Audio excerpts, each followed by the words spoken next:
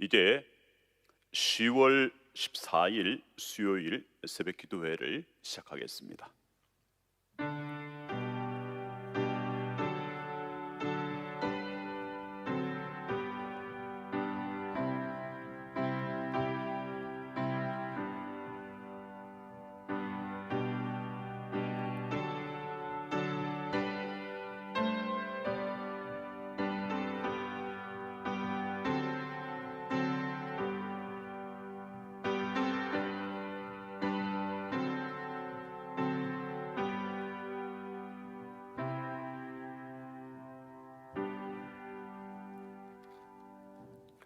사도신경으로 우리의 신앙을 고백합니다.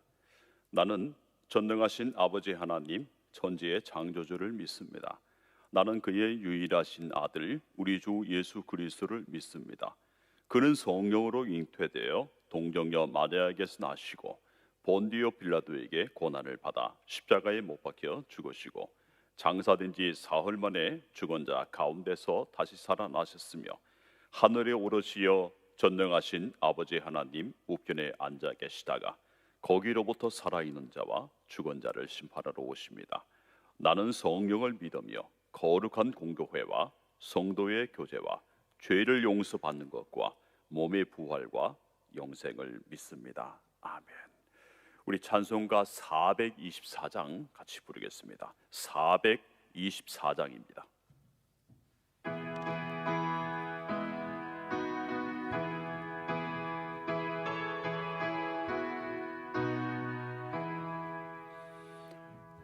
아버지여 나의 맘을 맡아 주관하시고 완악하고 교만한 것 변케하여 주소서. 온유하고 겸손하여 화평하게 하시고 망령되고 악한 일을 물리치게 하소서. 하나님의 은총 속에 나를 보호하시고 주의 사랑 줄이 되어 나를 메어 주소서. 구세주의 흘린 피로 죄를 씻어 주시고 성령이여 하늘 길로 나를 인도하소서.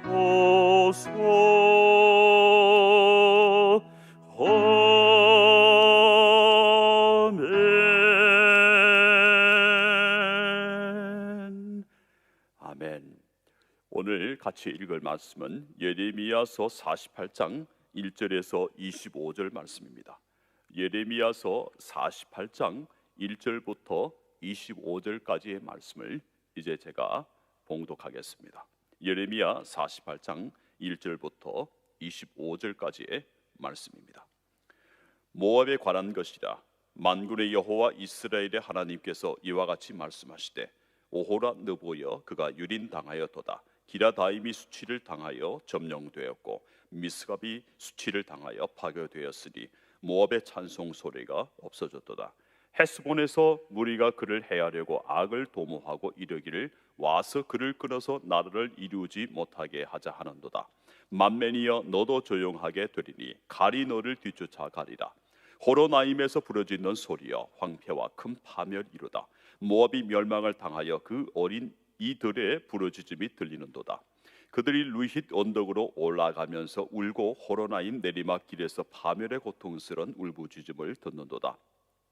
도망하여 내 생명을 구원하여 광야의 노간주 나무같이 될지어다.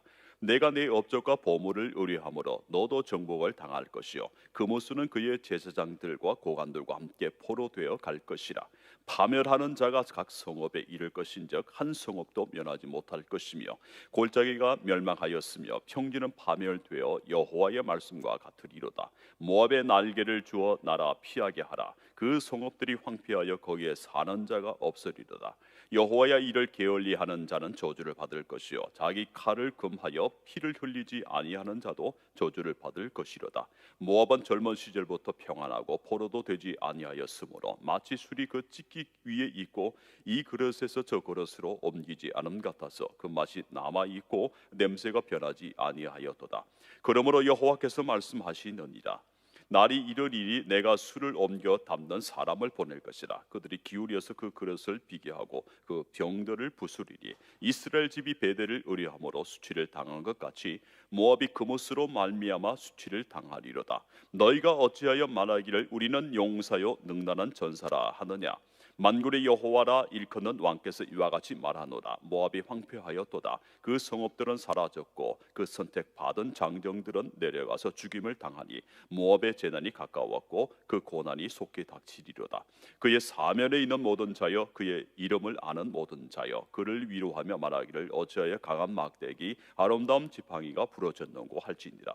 디본에 사는 딸아 내 영화에서 내려와 메마른 데 앉으라. 모압을 파멸하는 자가 올라와서 너를 쳐서 내 요새를 깨뜨렸음이로다. 아로엘에 사는 여인이여 길 곁에 서서 지키며 도망하는 자와 피하는 자에게 무슨 일이 생겼는지 물을지어다. 모압이 패하여 수치를 받나니 너희는 울면서 부르짖으며 아론은 가에서 이르기를 모압이 황폐하였다 할지어다. 심판이 평지에 이르렀나니 곧 홀론과 야사와 мет바악과 디본과 너보와 베티 블라다임과 기라다임과 백가물과 벳모온과 그리옥과 보스라와 모압 단 원건 모든 성읍 에로다. 모압의 뿔이 잘렸고 그 팔이 부러졌도다. 여호와의 말씀이니라.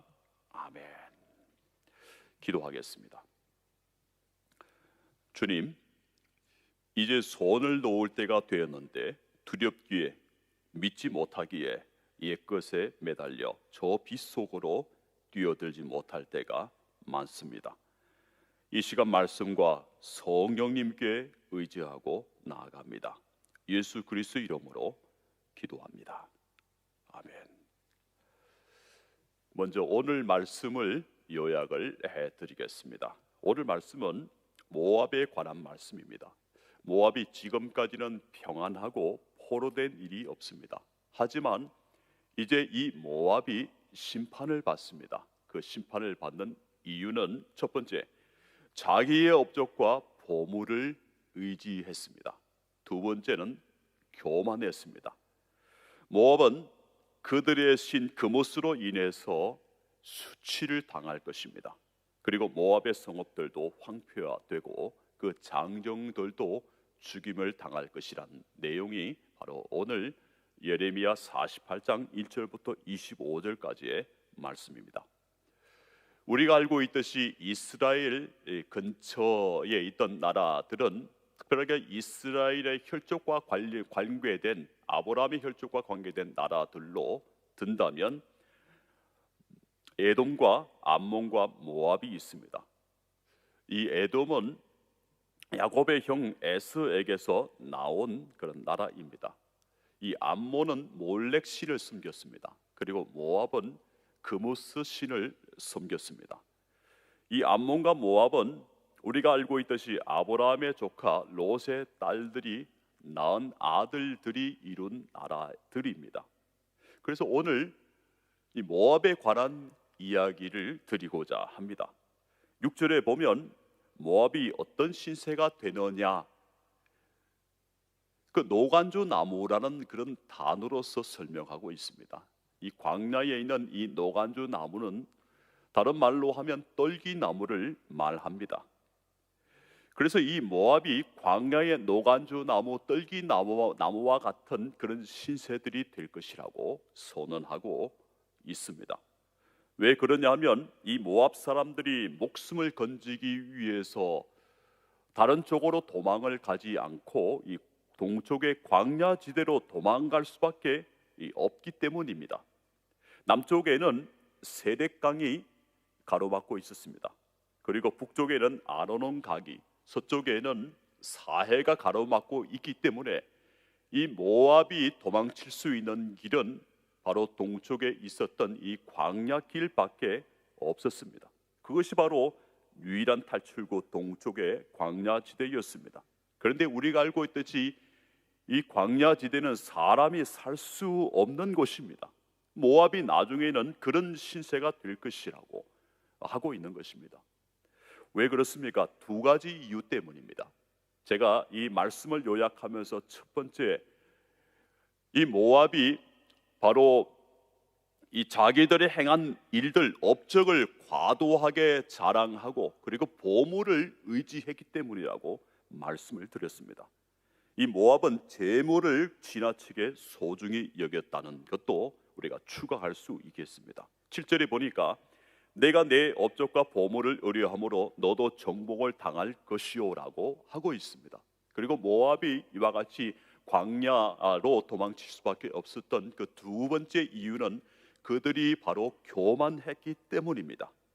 그렇다면 이 모압은 누구에게, 어느 나라에게 정복을 당하는 것일까요? 바로 바벨론의 정복을 당하게 되는 것입니다. 그런데 11절에 보면 모압이 얼마나 살기가 좋았는지 말하고 있는 것을 우리는 만납니다. 11절에 보니까 모압은 젊은 시절부터 평안하고 포로도 되지 아니하였으므로 마치 술이 그 찢기 위에 있고 이 그릇에서 저 그릇으로 옮기지 않음 같아서 그 맛이 남아있고 냄새도 변하지 아니하였도다라고 그렇게 말하고 있습니다. 요약하면 이 젊은 시절은 무엇을 말하느냐 하면 이 모압의 국가 형성 시기를 말합니다. 모압은 형성되면서부터 포로되거나 또한 다른 일들이 없이 계속 평안했습니다. 그리고 11절과 12절에 보니까 이 포도주 무역을 했는데요. 이 모압이 포도주 무역을 했는데 이 포도주 무역이 지중해를 넘어서 이 사해까지 뻗쳐 있었습니다. 이 무역이 잘 되니까 이 모압이 평안하였고 또한 경제적으로 번영을 구가하였고 풍요를 누렸다는 것입니다. 그러면서 그들이 섬긴 신, 제가 앞부분에서 말씀드린 것처럼 이 모압이 섬긴 신은 바로 그모스였습니다. 이 그모스라는 이 말의 뜻은 파괴자, 정복자, 그런 뜻을 가지고 있습니다. 이 그모스 신은 카미시로 알려지기도 했습니다. 그런데 여러분, 이 모압의 신인 이 그모스가 이스라엘과 유다에 굉장히 일찍부터 들어왔다는 것에 놀라움이 있습니다. 열왕기상 11장 1절에 보니까 이런 말씀이 있습니다. 솔로몬 왕이 바로의 딸 외에 이방의 많은 여인을 사랑하였으니 곧 모압과 암몬과 에돔과 시돈과 헷 여인이라. 여기에 보면 이 모압 여인이 나옵니다. 모압 여인과 함께 모압의 신 그모스가 이스라엘에 들어왔다는 것입니다. 그래서 열왕기상 11장 6절부터 7절에 보면 솔로몬이 여호와의 눈앞에서 악을 행하여 그의 아버지 다윗이 여호와를 온전히 따름같이 따르지 아니하고 모압에 가정한 그모스를 위하여 예루살렘 앞산에 산당을 지었고 또 암몬 자손에 가정한 몰록을 위하여 그와 같이 하였다고 말하고 있는 구절이 나옵니다.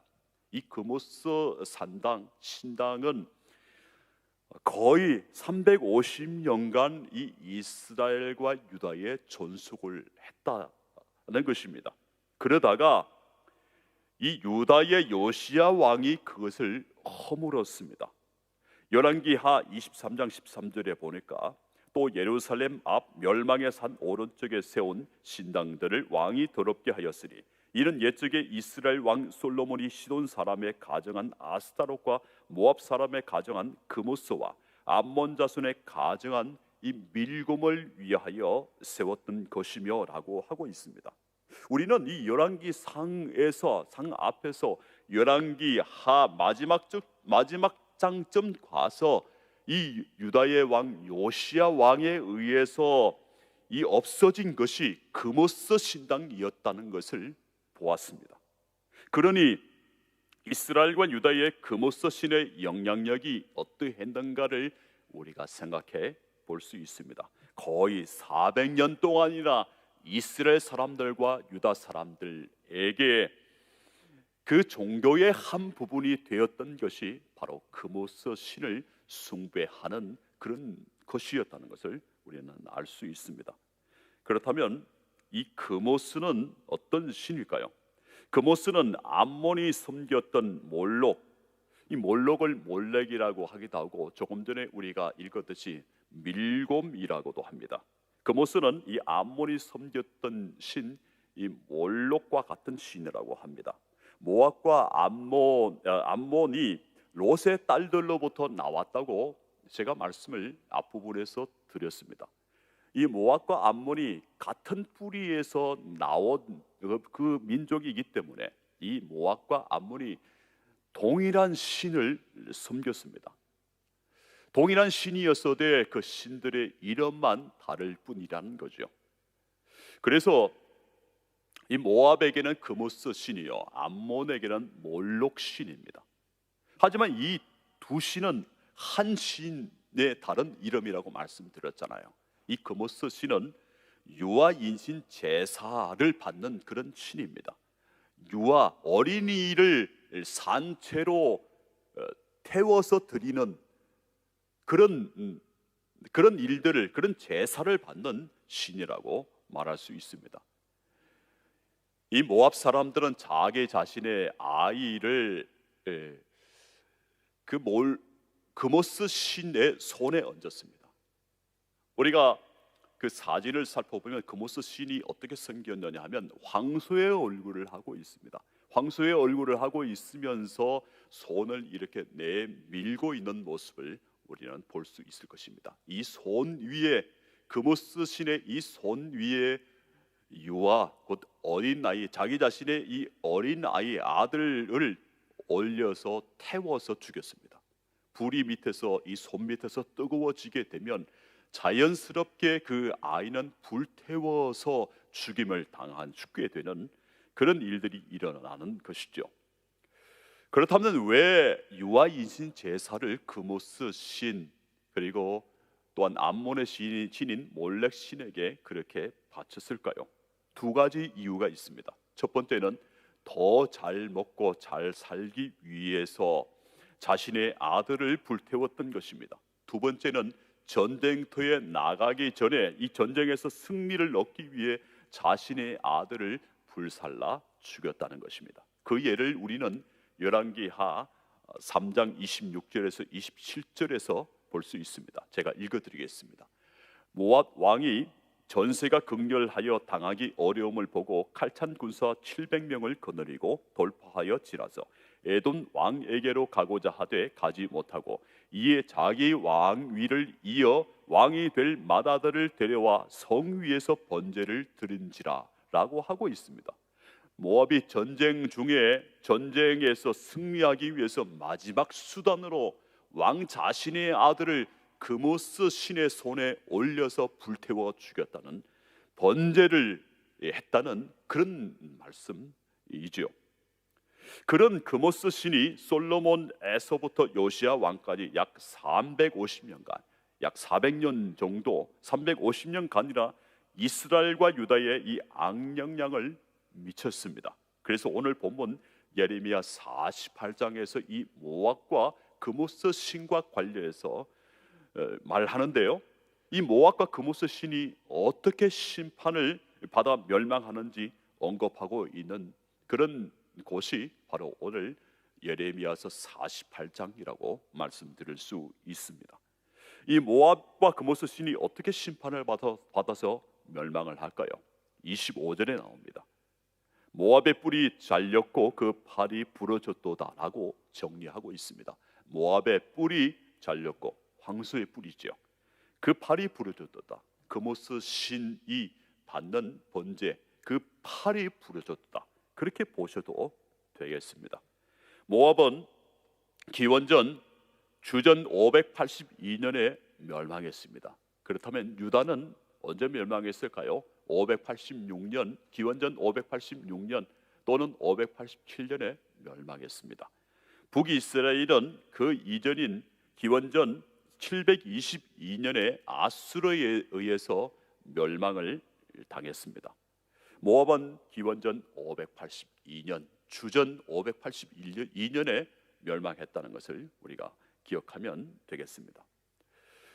그런데 여기서 우리는 모압이 의지했던 것들에 대해서 살펴보고자 합니다.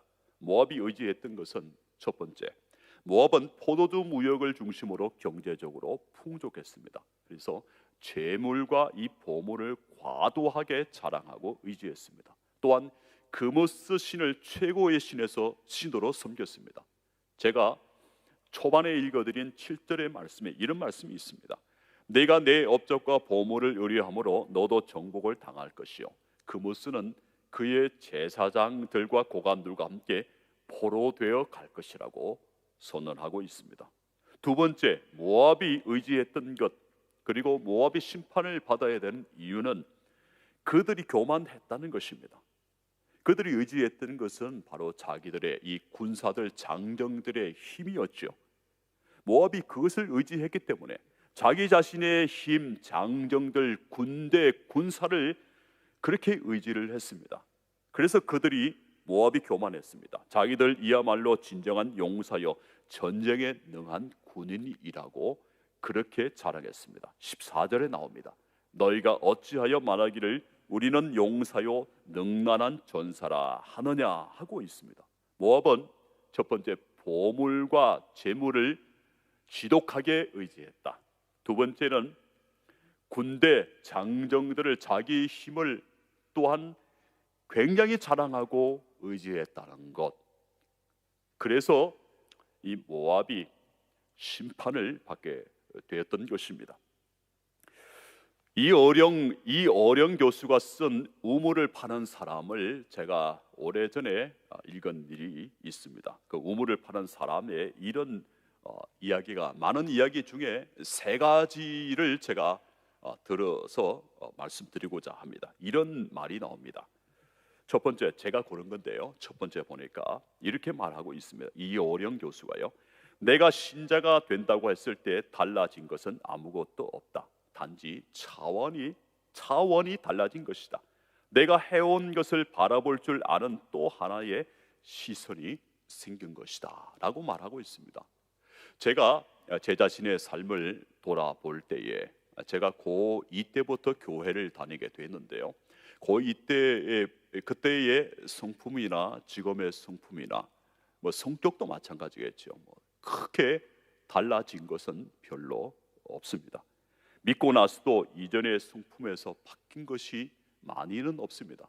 옛날에도 제가 제 자신을 평가할 때는 긍휼히 여기는 마음, 사람을 아끼는 마음, 그런 마음들이 있었습니다. 지금도 마찬가지죠. 하지만 그것을 바라보는 시선, 시각, 차원이 바뀐 것은 예수 그리스도를 믿고 나서입니다.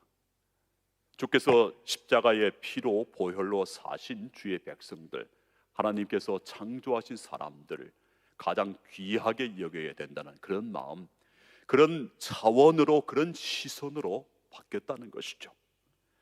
단지 바뀐 것은 차원이 달라졌고, 제가 이 세상과 인생을 바라보는 또 하나의 시선이 생긴 것이라는 거죠. 두 번째, 이 어령 교수가 말하는 우물을 파는 사람에서 말하는 것은, 제가 고른 것은 이와 같은 말입니다. 성도는 십자가의 본질을 찾는 바른 성경 읽기, 교회 읽기에 주력해야 한다. 그러기 위해서는 마르다처럼 물질 대접보다는 마리아처럼 주님의 말씀을 듣기 위해 노력해야 한다고 말하고 있습니다.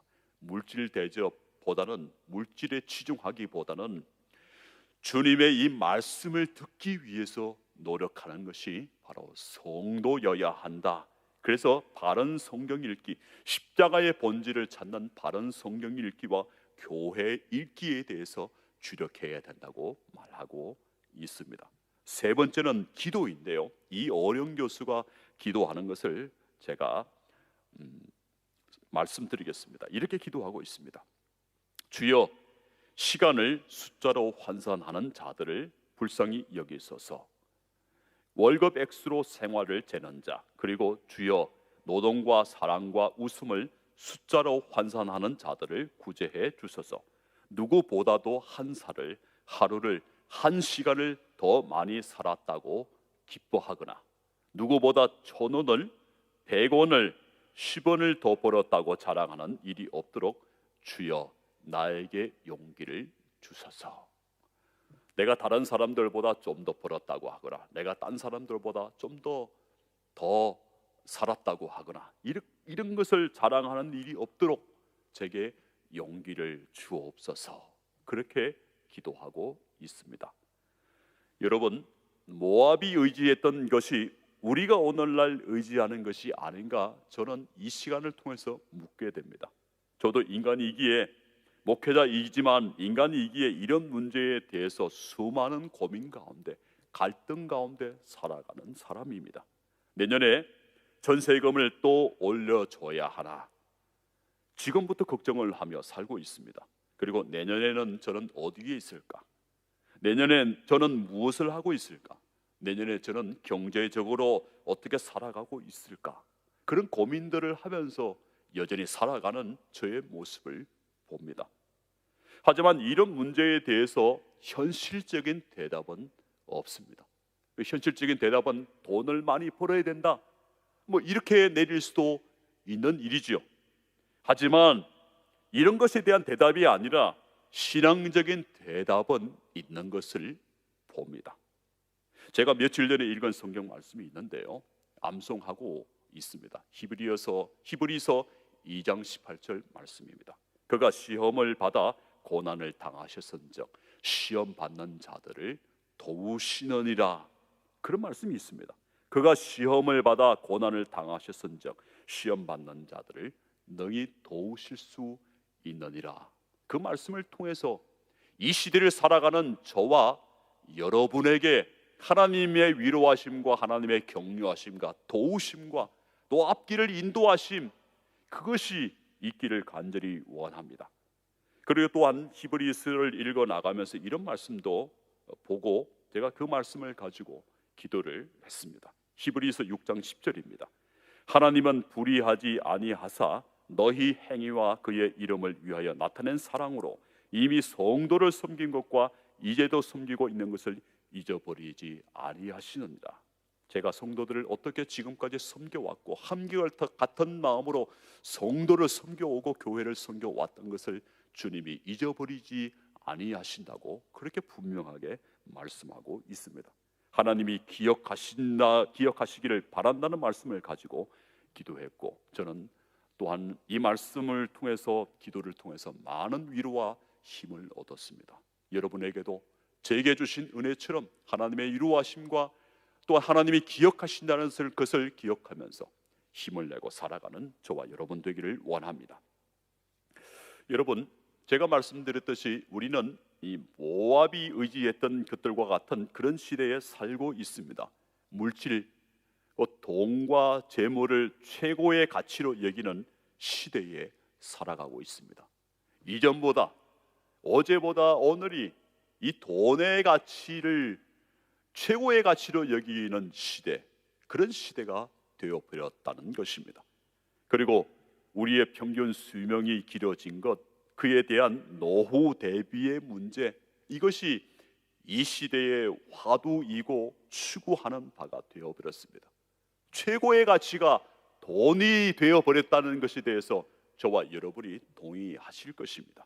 그리고 목회자들도 보니까 은퇴하면서 돈을 얼마나 받아 나갈 것인가, 이런 소식들을 제가 많이 들어서, 그리고 이 은퇴하시는 목회자들이 교회와 싸우고 또 그것에 실망한 많은 교우들이 또 그 교회를 떠나가는 그런 일들이 있다는 것을 제가 듣고 있습니다. 결국 모든 문제가 돈의 문제로 귀결되고 귀착되는 것을 많이 보고 있다는 것이죠.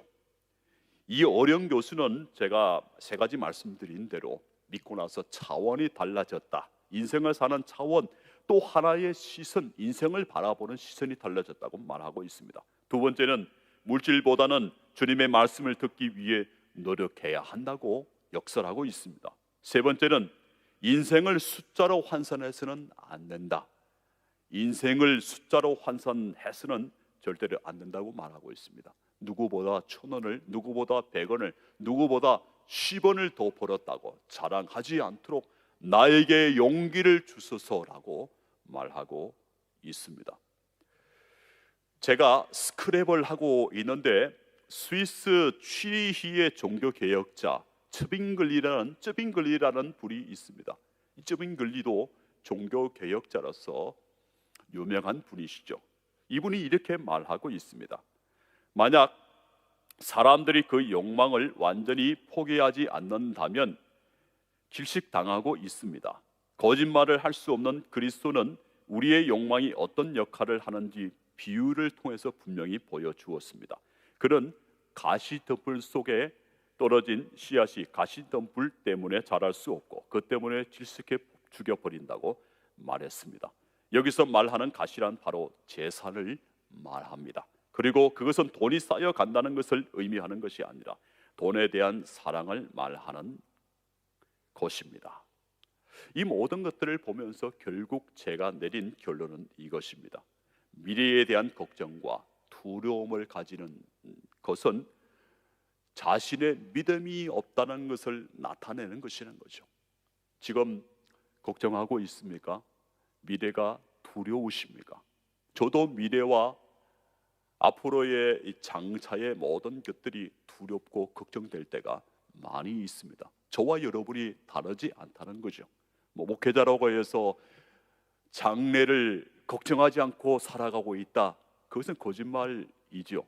하지만 우리는 성경에서 하나님에게서 대답을 얻을 수 있습니다. 미래에 대한 걱정과 두려움을 가지는 것은 저나 여러분이 믿음이 없다는 것을 나타내는 증거라는 거죠. 여러분은 믿음이 있으십니까? 여러분, 미래와 노후는 돈과 관련되어 있다는 것을 저는 부정하지 않습니다. 하지만 돈은 돈이고 하나님은 하나님이신가? 이렇게 따로 떼어 놓아서 보아야 될 문제는 아니라는 거죠. 돈은 돈이고 하나님은 하나님인가? 우리가 왜 이렇게 되어 버렸는지 우리가 우리 자신을 살펴보아야 합니다. 자본주의 시대에 살면서 자본주의를 따라가면서 신앙의 가치는 다 돈의 가치로 환산시켜 버리는, 그렇게 해오지 않았는지 우리는 살펴보아야 하는 것입니다. 우리가 왜 이렇게 되어 버렸는지, 나 자신이, 저와 여러분이 왜 이렇게 되어 버렸는지를 이 시간 물어보아야 한다는 거죠. 그렇게 따라가야 하겠습니까? 그리고 교회는 뭐라고 대답해 주어야 하겠습니까? 신앙인인 저와 여러분은 어떤 대답을 가져야 하겠습니까? 여러분, 물질을 많이 쌓아 두어야 안심하는 인생이 되어버렸습니다. 나만을, 자기 자신만을 돌아다 보아야 하는 시대, 다른 사람은 돌아볼 겨를이 없는 시대가 되어버렸다는 것이죠. 저는 그런 것이 안타깝습니다. 이런 현실에 대한 대답을 저는 가지고 있지는 않습니다. 하지만 신앙인으로서, 목회자로서의 대답은 가지고, 분명한 대답은 가지고 있고, 이 대답을 오늘 예레미야서의 말씀을 통해서 제가 정리하면서 드리고자 합니다. 대답은 다음과 같습니다. 첫 번째, 미래에 대한 걱정과 염려는 돈과 재물을 지나치게 의존하게 만든다는 거죠. 미래에 대한 걱정과 염려는 돈과 재물을 지나치게 의존하게 만든다는 겁니다. 노후를 준비는 하되 걱정과 두려움을 가지는 것은 믿음이 아니라는 것입니다. 두 번째, 우리는 다른 이들을 돌아볼 줄 알아야 하겠습니다. 주 예수께서 우리를 돌아보신 것처럼 특히 우리도 성도를 돌아보아야 하겠습니다. 우리에게 주신 재물은 나만을 위해서 쓰라고 주신 재물이 아닙니다. 성도를 위해서, 주의 복음을 위해서, 특별하게 어려운 시대를 함께 살아가는 성도들을 도우라고 주신 것이 바로 재물이라는 것입니다. 나 자신만을 돌아보는 것은 자본주의의 생각, 마귀의 생각, 주님이 주신 생각이 아니라는 것입니다. 세 번째는 물질의 풍요가 믿음의 척도가 아니라는 것입니다. 우리는 부자를 다 부러워합니다. 하지만 우리 모두가 다 부자가 될 수는 없습니다. 따라서 열심히 살기는 하되 항상 하나님께 감사하며 살아야 하겠습니다. 감사는 돈이 많다고 해서 감사할 수 있는 게 아닙니다. 돈이 적다고 해서 내 이 감사가 빈곤해지게끔 만들어 버릴 필요도 없다는 거죠. 부자도 감사할 수 있고 가난한 사람도 감사할 수 있습니다. 그러므로 우리가 항상 열심히 살기는 하되 하나님께 감사하며 삽시다. 안정과 평안은 하나님께로부터 온다는 것을 잊지 말아야 하겠습니다. 모압은 안정과 평화가 자기들이 자랑하는 재물과 보물과 군사들에게서 온다고 그렇게 믿었습니다. 하지만 우리는 그것이 아닙니다. 안정과 평화는 바로 하나님께로부터 온다는 것을 잊지 말아야 하겠습니다. 물질이 있다고 해서, 재물이 많다고 해서 교만하지도 말고, 그리고 영적 안일함에도 빠지지 말아야 한다고 말씀드리고 싶습니다. 이렇게만 산다면 모압이 의지했던 것, 재물과 보물을 지나치게 의존했던 것, 교만한 것에서 벗어날 수 있습니다. 여러분, 재물과 보물을 의지하면 그것 때문에 망합니다. 돈을 의지하면 돈 때문에 결국 망하는 인생이 됩니다. 교만하면 그것 때문에 망합니다. 제가 이 어려운 교수의 기도로 이 시간 마치고자 합니다. 누구보다도 하루를 1시간을 더 많이 살았다고 기뻐하거나, 누구보다 1,000원을, 100원을, 10원을 더 벌었다고 자랑하는 일이 없도록 주여 나에게 용기를 주소서. 예수 그리스도 이름으로 기도합니다. 아멘.